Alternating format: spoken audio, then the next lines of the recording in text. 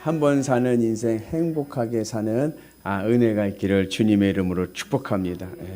그래서 성경에서는 누가 지혜로운 사람이냐, 누가 지혜로운 자냐, 이 땅에서 내가 지금 살고 있는 이 삶의 자리, 이 지금 현실에서 행복하게 살아가는 사람이 지혜로운 사람입니다. 그러니까는 이제 그 헬라 철학이라고 하죠. 이제 그리스 헬라 철학에서는 지혜를 뭐라고 그러냐면 소피아라고 그래요.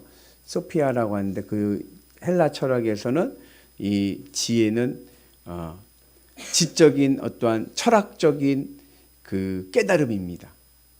그러니까 그 이성 중심으로 내가 깨닫는 거죠. 그래서 지혜롭다 하면은 어떻게 생각해? 머리가 좋다.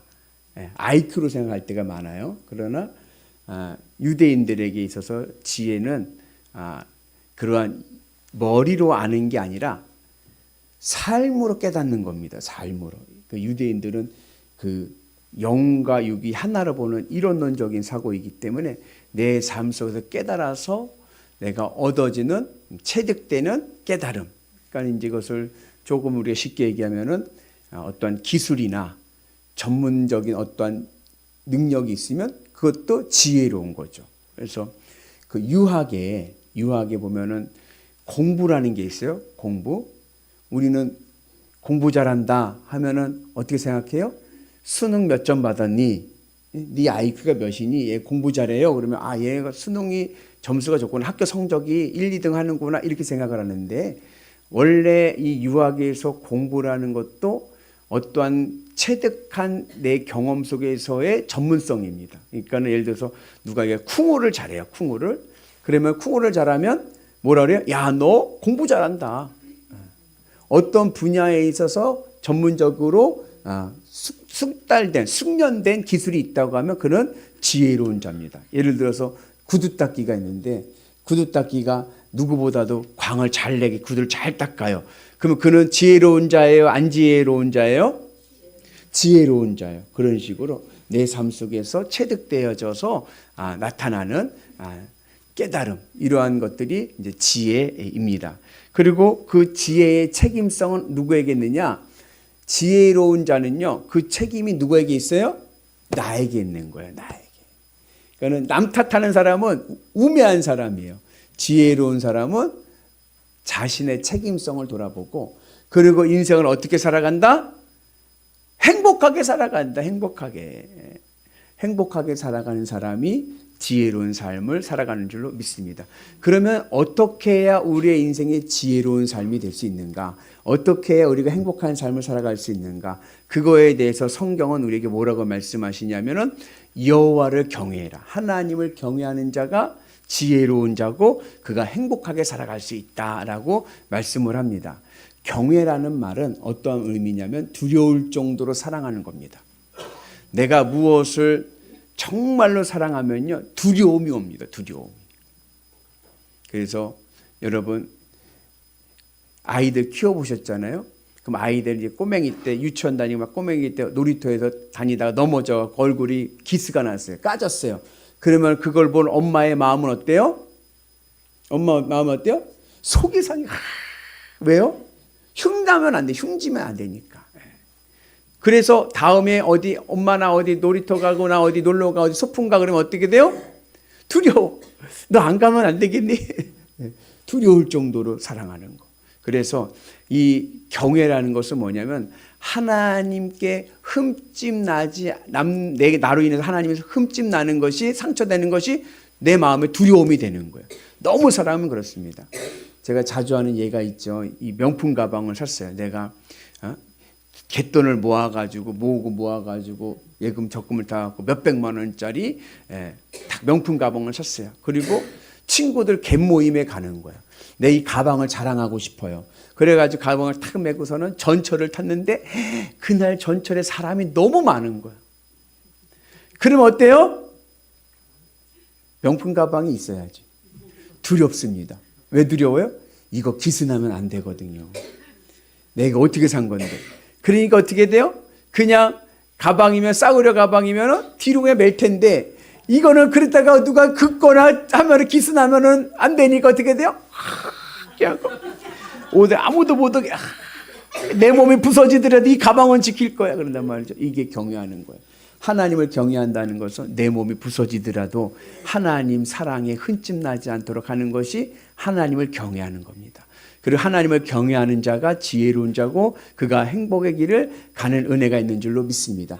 그리고 잠언서에 보면 그렇게 하나님을 경외하면서 살아가는 지혜로운 자에게는 하나님께서 복을 주십니다. 그래서 장수의 복도 주시고 부귀 영화의 복도 주시고 그리고 건강의 복도 주시고 형통의 복을 주셔서 심은 대로 거둔다. 콩 심은 데 콩나고 팥 심은 데 팥나고 말씀에 순종하면 복을 받고 불순종하면 맴매 맞고 그런데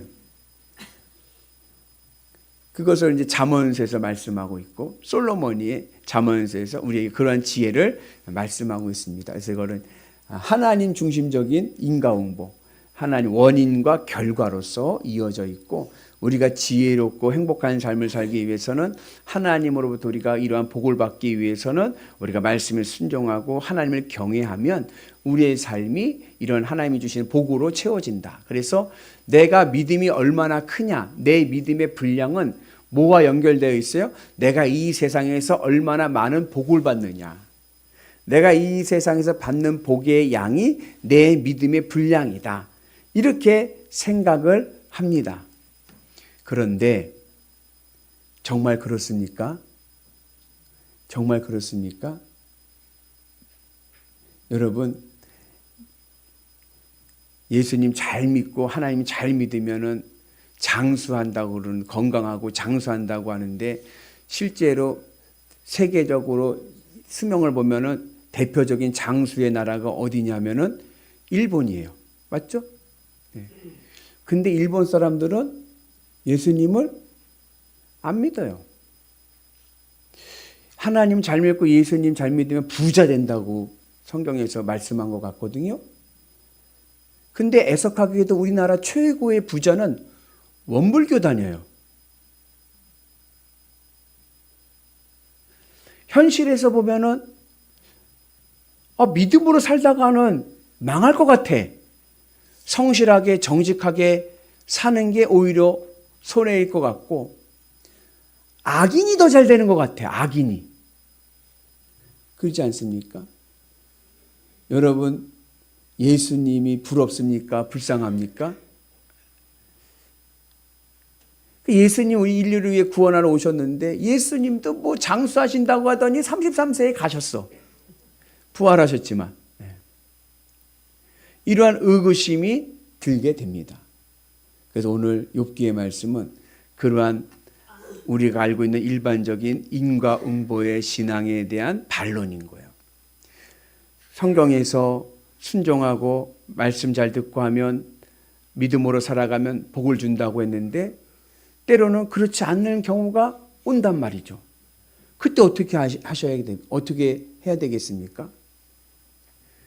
제가 신학교 4학년 때 처음으로 교육전도사 사역을 나가게 됐습니다. 5월 달에 스승의 날 저 지도 교수님이었던 왕델 교수님 스승의 날 인사 갔다가 교수님이 너 잘 만났다. 너 전도사 나가라. 그래가지고 저는요 우리 교수님이요 저 되게 좋은 교회로 되게 좋은 교회긴 좋은 교회죠. 근데 하여튼간 저 유명한 교회로 전도사 보내실 줄 알았어요.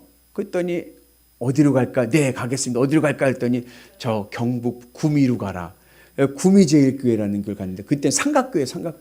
그러니까 구미의 삼각교회 누가 전도사를 가겠어요? 안 가죠. 그러니까는 친구가 교수니까 부탁을 한 거예요. 좀 똘똘하고 쓸만한 좀 보내달라 그래갖고서 제가 걸린 거예요. 그러니 간다고 그러니까 안 갈 수는 없잖아요. 그래도 어떻게 하여튼 간에 그것도 하나님의 뜻이니까 제가 구미제일교회 전도사로 갔어요. 그러니 처음 전도사 사역을 하니까 제 마음이 뜨거울까요? 엄청 뜨겁죠. 그래도 여하튼 간에 사명 잘 감당해야 되니까 금요일 날 수업이 오전에 끝나요. 오전에 끝나면은 집에 가요. 저 기숙사 생활했거든요. 기숙사. 그러다가 금요일 날 오전에 끝나면 인천에 집에 가는 거예요. 인천에 집에 가서 조금 이제 정리할 거 정리하고 있다가 그 다음에 토요일 날 아침에 새벽에 나와서 영등포역에서 무궁화호 타고 가면은 점심 때 딱 떨어집니다. 그러면 점심 때 점심 식사하면서 직원회의, 이제 교직원 회의하고 그리고 1박 교회에서 하루 자고 그리고 밤에 밤차 타고 이제 서울로 올라오는 그런 사이클을 하게 됐는데 그렇게 가기 전에 금요일 날 집에 가서 정리하고 이제 갈 준비하고 나서 그 다음에 어떻게 냐 금요일 날 심야 예배를 가는 거예요. 제 3교는 모교회 심야 예배. 거기 큰 교회입니다. 큰 교회 몇천 명이 모이고 금요 심야 예배면 500명 이상이 모이는 교회니까 그때만 해도 그래서 이제 가서 이제 기도를 하면 우리랑 똑같아요. 심야 예배 마지막은 그냥 자유롭게 돌아가는 거예요. 기도하고. 자유롭게 기도하고 돌아가는 건데 자유롭게 기도하고서는 열심히 기도했겠죠. 그죠? 이제 간지 한 달밖에 안 됐어요. 한 달 됐을 때예요. 6월 달이니까. 그리고 나서 얼마나 기도를 열심히 했는지 나왔는데 목이 컬컬해. 그래서 교회 앞에 슈퍼마켓에서 포도 봉봉 주스 하나 사가지고 목을 마시면서 왠지 그날은 또 걷고 싶더라고. 마을버스 타도 되는데 걷고 싶더라고. 그래서 걸어봐야 20분쯤이면 가거든요. 걸어가야겠다 생각 가는데 교회 정문에서 나가면 한 10m도 못 가서 몇 메다 못 가서 바로 복개천이 있어요. 교회 뒤에. 거기 복개천은 시에서 하는 공영 주차장이라 밤에는 무료입니다. 그러니까 교회 주차를 거기다 세우는 거예요. 복개천에다. 근데 마시고 그 복개천도 지나가지 않았어. 교회 단물지고 지나가고 있는데 몇 메다 못 갔는데 저쪽 어두운 한 곳에서 한 청년이 소리치면서 막 달려오는 거예요. 야, 너 거기서! 하고 막 달려오는 거예요. 야, 너 거기서 하면서 막 달려오는 거예요.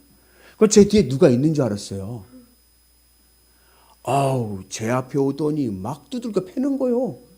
속된 말 묻지마 폭행을 당한 거예요. 묻지마 폭행. 여러분, 묻지마 폭행을 안 당해본 분은 말을 마세요. 목사님 발이 안 떨어져. 이건 순간에 와서 막 다다다닥 때리는데 이거는 뭐 발이 안 떨어져 살려주세요도 말을 못해요. 네. 안경은 날아가고 이 사람이 또 여기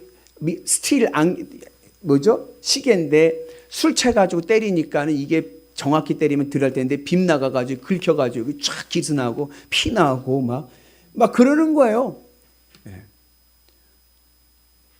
아이러니한 것은 심야 예배 끝나고 자유롭게 돌아가잖아요. 주차장으로 지나가잖아요. 아무도 안 말려주는 거예요. 다 돌아가. 왜요? 피해보면 안 되지. 응? 다 이렇게 돌아가는 거예요. 그때 제 생각이 이게 바로 무고한 자의 고난이고 욥의 고난이구나. 이유 없이 제가 뭐 잘못했어요? 제가 뭘 잘못했길래 교회 앞에서 그렇게 얻어맞아야 돼요? 누가 저를 구해주는지 아세요? 불금을 즐기는 두 쌍쌍 커플이 길에 가다가 술 먹고 가다 보니까 누군가 얻어맞고 있거든요. 그러니까는 그 남자 둘이 와가지고 그 사람을 제압을 한 거예요. 그리고 112에 신고해서 경찰이 왔어요. 근데요, 그때요, 제가요, 여러분들 생각이 뭐가 생각나야 돼요? 그때 예수님이 생각이 나는데요. 예수님의 말씀 중에 이 독사의 자식들아, 이런 게 생각나면 얼마나 좋아요. 근데 그게 아니라요, 원수를, 그럴 때마다 그런 말씀이 생각나요. 오른뺨을 때리면 왼뺨을 대라. 그리고 내일 나는 어떻게 해야 돼요? 저는 내일 교회 가야 돼, 교회. 지금 부임한 지 한 달밖에 안 됐는데, 전화해서 담임 목사님 전화해서 목사님 저 의도 맞아가지고 못 가요. 그러면은 담임 목사님 어떻게 생각하겠어요? 이 전도사가 얘가 이제 문제가 있는 거 아니야? 에? 주일도 안 지키고 그럴 거 아니에요. 나는 이제 내일 교회 가는데 그때 말려줄 때 말려줬던 그 남자 둘 중에 한 명이 저한테 그러더라고요. 안경이 부러지고 나갔으니까 이건 살인미수다 하면서 저보고 입원을 하래요. 입원을 하고 합의를 봐주지 말래. 저런 놈들은 한번 딘탕 당해봐야 된다고 합의 봐주지 말고 입원하세요 그러더라고요. 매뉴얼을 가르쳐줬어. 근데 난 내일 교회 가야 돼. 그 내 머릿속에는 예수님의 말씀이 막 생각나는데 이게 뭐 독사의 자식이 생각나는 게 아니라 이게 사랑이 생각이 나니까. 경찰, 그런 가운데 제가 서운했던 건 뭐냐. 그리고 이제 있는 가운데 담임 목사님 차가 쫙 나오는 거예요. 문에서.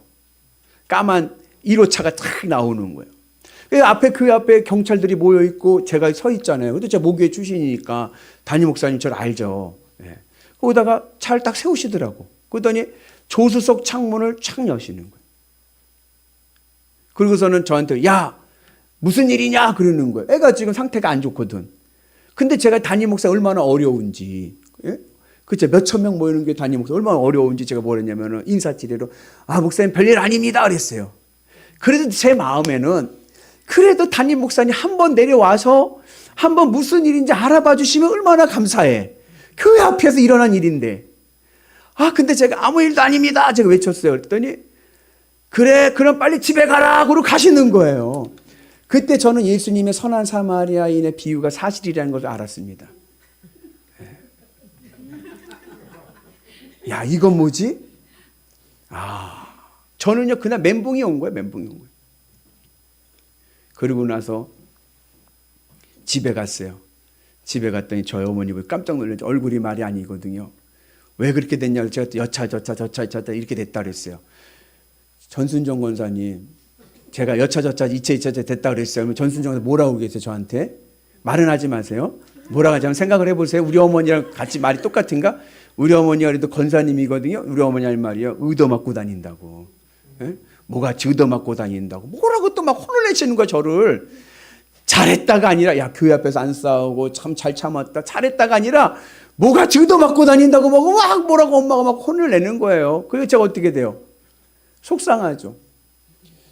토요일 날 교회 갔습니다. 보는 사람들마다 전도사 얼굴이 왜 그렇게 됐어요? 그러잖아요. 그럼 저 붙잡고 또 얘기를 하겠죠. 여차 이렇게 됐다 그러면 뭐라는 줄 아세요? 그걸 그냥 가만히 놔뒀어요? 그걸 뻔때를 보여줘야죠. 그걸 그냥 놓고 왔어요? 다들 그러는 거예요. 그 제가 내가 문제가 있나? 내가 바본가? 제가 뭘 잘못했어요?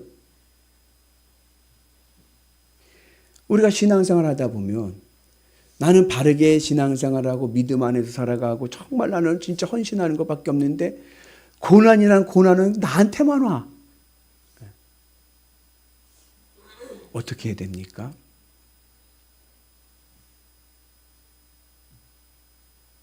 욥이 그러한 테스트에 걸린 거예요. 욥이 믿음이 참 좋거든요. 욥이 신앙생활 잘했거든요. 하나님으로부터 인정받았거든요. 그런데 사탄이 세계를 돌아다니고 천상에 왔어요. 여러분 사탄은요 캐릭터가 검사입니다. 마지막 우리 심판 때 올라가면요 사탄이 내 죄를 다 고할 거예요. 검사니까. 그래도 우리가 하늘문 열고 천국 들어가는 이유는 그 죄값을 예수님이 다 짊어지셨기 때문에 그렇습니다. 예수님의 십자가의 보혈이 내 죄를 다 덮었기 때문에 내가 들어가는 거지 내가 죄를 안 져서 천국 가는 게 아닙니다.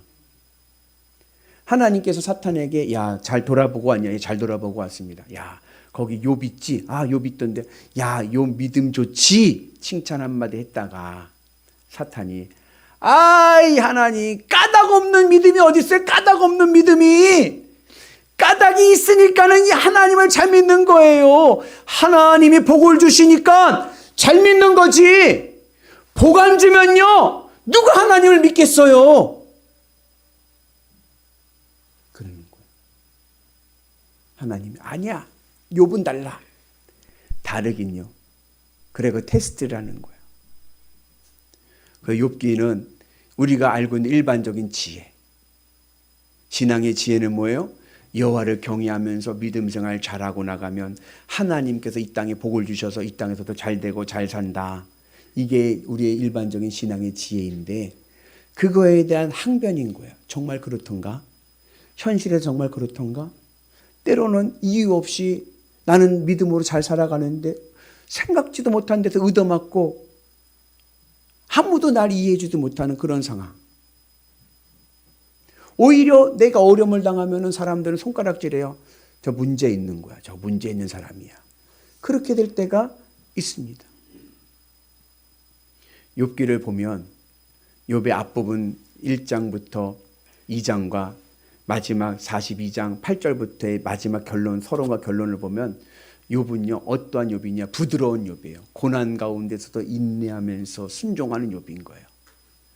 그 원래 이치, 그렇죠. 고난 가운데서도 하나님을 끝까지 믿고 인내하면 우리의 신앙이 어떻게 돼요? 우리의 신앙이 정금과 같이 돼서 하나님의 복을 받는 신앙이 되죠. 근데 여러분, 그래 욥이 그래 2배의 복을 받았어요.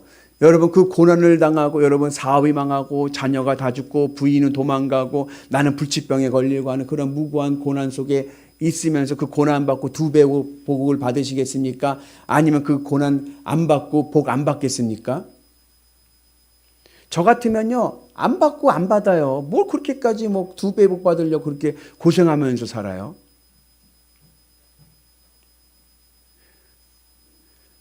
욥기의 중심부에는요 욥의 처절한 항변이 있습니다. 욥이요 그냥 아멘 한 게 아니에요. 3절부터 보면요 욥이요 하나님 앞에 대들어요.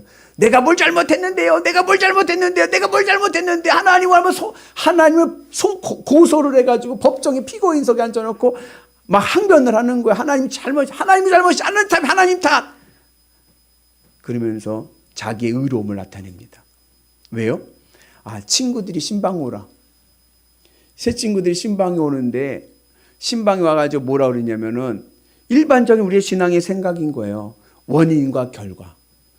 욥아, 네가 사업이 망하고 가정이 무너진 이유가 있는 거야. 네가 뭔가 하나님 앞에 잘못한 게 있기 때문에 이러한 결과가 온 거지. 회개해라. 회개해라. 너 분명히 뭔 죄를 졌어. 회개해라. 여러분, 욥은요 미치고 환장하겠는 거예요. 내가 뭘 죄를 졌는 게 뭐가 있어야지. 여러분, 제가 영암에서 목회할 때 우리 마을에 이장님이 계셨는데 40대 초반인데 림프암에 걸려가지고 고생을 많이 했어요. 예수님, 그 덕에 예수님을 믿게 됐지만 좀 차도가 좋아진 듯 하더니 차도가 안 좋아져 굉장히 예후가 안 좋게 됐어요. 어머니가 우리 교회 권사님인데 같이 신방을 갔습니다. 화순에 있는 전남대병원에 신방 가서 예배를 간단하게 드리고 잠깐 이제 예배 마치고 난 다음에 얘기를 나누는데 뜬금없이 그 이장님이 그 권사님 엄마에게 이렇게 얘기하는 거예요. 엄니, 내가 뭔 죄를 졌길래 이러한 병에 걸렸을까? 내가 뭔 죄를 졌길래 이러한 병에 걸렸을까? 내가 한번 생각해도 나는 이렇게 큰 병에 걸릴 만한 죄를 진 게 없거든. 농사만 졌지만 일평생 뭐 있겠어요. 그 말을 들은 어머니가요, 권사님이 펑펑 울면서 하는 말이 그게 네 죄겠냐? 내 죄지 하면서 또 우는 거예요. 누구의 죄입니까? 성경에 보면은 날 때 맹인으로 태어난 아이가 있습니다. 맹인으로 태어난 사람이 있습니다. 태어날 때부터 맹인인 거예요. 제자들이 예수님께 물어봅니다. 이 사람의 죄는, 이 사람 맹인이 된 것은 누구의 죄입니까? 이 사람의 죄입니까? 그의 부모의 죄입니까? 누구의 죄입니까? 그때 예수님께서 하신 말씀이 이건 누구의 죄도 아니고 다만 하나님께서 하시고자 하시는 일을 이루시기 위함이다. 우리가 잘못된 생각 중에 하나는 뭐냐면 나에게 장애가 오고 나에게 아픔이 오고 나에게 고통이 오면 그걸 악으로 생각하고 그걸 죄로 생각하는 거예요. 그렇지 않습니다.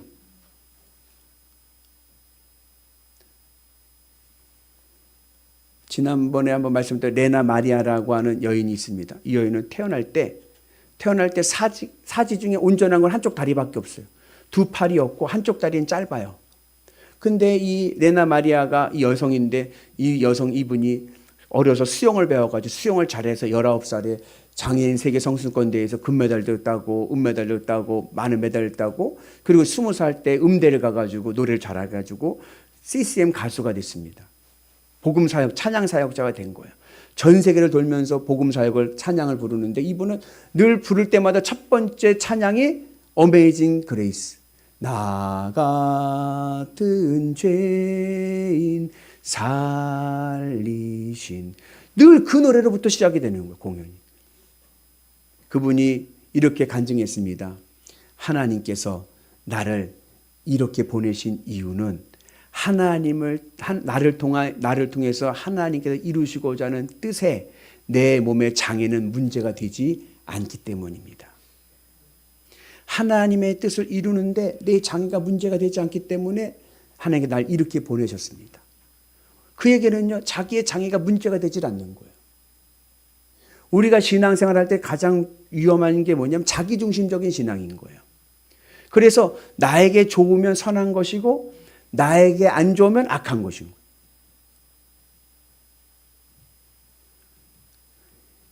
악이란 무엇인가? 악은 서퍼링, 고통이라고 얘기해요. 근데 그 고통이 누구의 고통이냐? 내게 고통스러우면 악인 거예요. 나에게 안 좋은 거 다 나쁜 사람들이라고 생각을 합니다. 근데 욥기에서는 그 관점을 바꾸는 거예요. 욥이 항변하는 거예요. 그 항변 속에서 하나님께서 우리에게 요구하시는 신앙은 신앙의 잣대를 옮겨라. 이제는 너 중심적인, 나 중심적인 신앙이 아니라, 내가 복음이 아니라 예수 복음, 하나님 중심적인 신앙으로 옮겨야 될 줄로 믿습니다. 여러분, 내가 뭐 대단할 것 같아요? 천만의 말씀, 아무것도 아니에요. 내가 죽어도요, 여전히 해는 뜨고 해는 집니다. 그래서 욥이요, 막 하나님 앞에 내 뭘 잘못했는데. 왜 친구들은 막 그냥 회개하라고 자꾸 그러고, 난 뭐 잘못한 게 없는데 회개하라고 하고. 엘리후라고 하는, 또 쉽게 말하면 요즘 말로 하면 이제 목사님인 거지. 목사님 와서 신방에서 하는 말이 뭐냐면은 인내해라. 왜? 고난은 인내하면 정금 같은 신앙 된다. 훈련이다. 하나님 너를 크게 쓰시려는 훈련이다 얘기를 하죠. 그게 신약에서도 많이 나오죠. 그래도 나는 이해가 되지를 않는 거예요. 욥은 이해가 되지를 않는 거예요. 내가 얼마나 열심을 다했는데 신앙생활에. 그때 하나님께서 말씀하시는 게 이 창조의 섭리를 얘기하면서 네가 이 세상을 창조할 때 있었느냐? 네가 해가 뜨고 해가 지는 원리를 아느냐? 막 그러면서 말씀하시면서 뭐라고 얘기하면 너나 리워야단이나 다를 바 없다. 리워야단은 뭐냐? 베헤못과 리워야단은 악을 상징하는 거야. 사탄을 상징하는 거야. 근데 그 악이나 너나 다를 바 없다. 네가 뭐 대단한 것 같지? 네가 이 세상의 중심인 것 같지? 천만의 말씀. 너는 먼지보다도 작은 자야.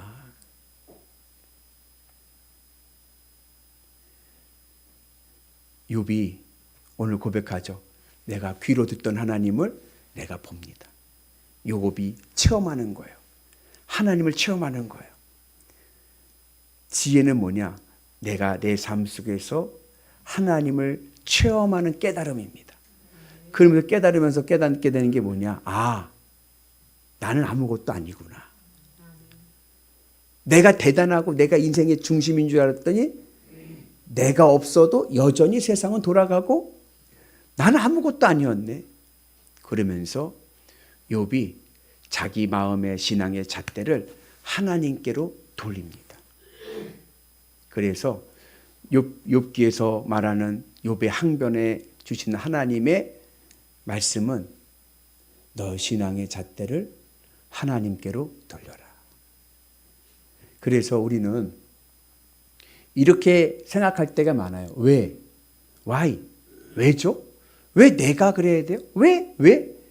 자꾸 왜라는 질문을 던지는데 신앙의 지혜는 왜가 아닙니다. 어떻게입니다. 하나님 이거 어떻게 할까요? 욥이 그래도 의인인 이유는 여러분 그렇게 얻어맞고 연장 고통 가운데 어려운 가운데서도 누구를 붙잡고서는 매달리고 부르짖어요? 하나님 붙잡고 그냥 하나님하고 단판을 짓는 거예요. 여러분 어떤 어려움이 있어도요 하나님하고 단판 짓는 은혜가 있기를 축복합니다.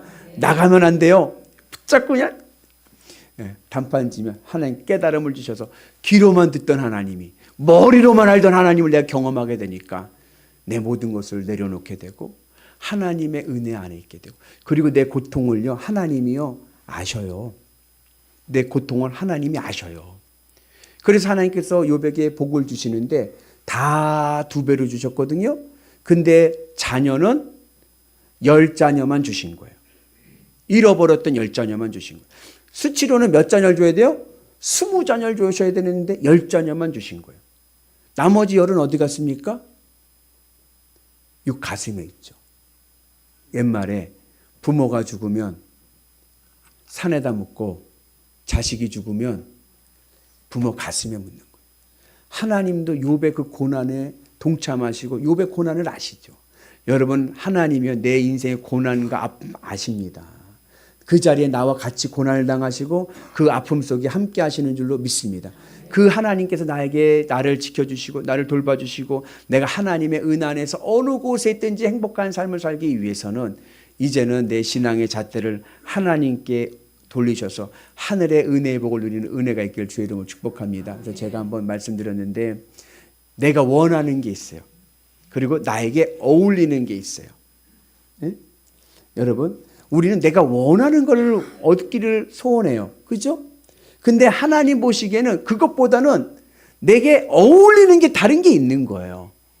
그럼 여러분들은 어느 것을 선택하시겠습니까? 내가 원하는 것을 고집하시겠습니까? 아니면 하나님께서 야야 너에게는 이게 어울려. 그럼 이걸 주실 때 이걸 받으시겠습니까? 어울리는 걸 받으시겠습니까? 어울리는 것을 받는 은혜가 있기를 주님의 이름으로 축복합니다. 그래서 하나님 중심적으로 살아갈 때 우리의 삶이 행복하고 복되고 아름다울 줄로 믿습니다. 그래서 그 은혜로 여러분 올 한해 정말 행복하게 삽시다. 아멘. 행복하게 삽시다. 이유 없이 나 의도 맞을 때도 있어요. 저도 의도 맞아 봤다니까요. 이건 뭐지? 왜 나만 핍박하는 거야? 그러나 그 자리에도 주님 나와 함께 계시고요. 나를 위로해 주시고요. 나를 지켜주시고요. 결국은 하나님께서 세워주실 줄로 믿습니다. 하나님 살아계심을 믿고 믿음의 길을 가셔서 주님과 동행하시는 위대한 성도 되시기를 주의 이름으로 축복합니다.